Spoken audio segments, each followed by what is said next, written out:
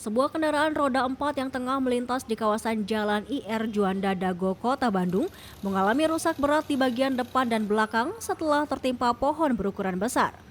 Peristiwa tersebut terjadi saat hujan deras disertai angin kencang yang melanda wilayah Kota Bandung Rabu siang tadi.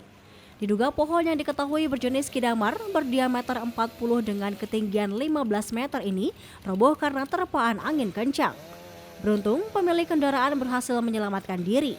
Sejumlah petugas dari Dinas Perumahan Kawasan Pemukiman Pertahanan dan Pertamanan DPKP 3 Kota Bandung segera datang ke lokasi dan langsung mengevakuasi dengan memotong batang pohon menggunakan gergaji mesin. Untuk kronologisnya, tadi menerima laporan dari warga melalui daftar makan, daftar Bandung Siaga 113.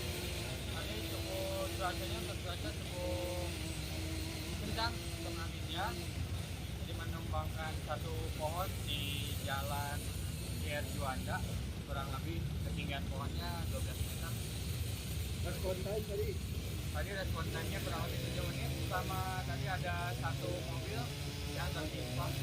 Itu korbannya gimana, Pak? Ya, korban gimana? Untuk evakuasinya kita melakukan evakuasi menggunakan beberapa alat, ada golok sama mesin gergaji. Untuk kendala penanganan, alhamdulillah tidak ada kendala. Untuk korban gimana, Pak? Untuk korban nyawa atau jiwa tidak ada, tapi untuk mobil, satu unit mobil tertimpa. Tadi info yang saya dapat 2 orang.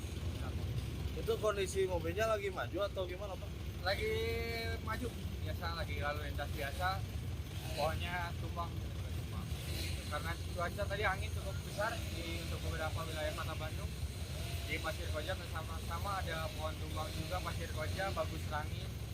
Ada berapa titik Total total? laporan yang masuk ke damkar sampai saat ini 3 titik.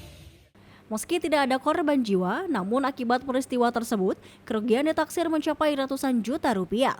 Selain di kawasan Dago, pohon tumbang juga terjadi di Jalan Pasir Koja, Bagus Rangin, serta kawasan Regol. Dari Kota Bandung, Jawa Barat, Tim Berita Inspira melaporkan.